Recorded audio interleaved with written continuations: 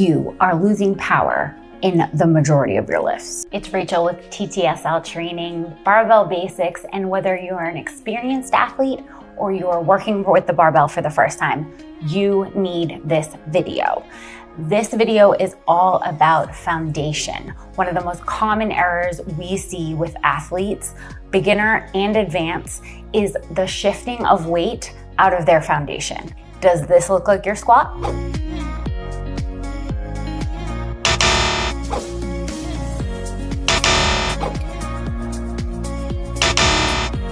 Falling forward onto your toes, falling backwards into your heels, driving along the sides of your feet in any lift is losing you power. And I can't continue to let you lose power.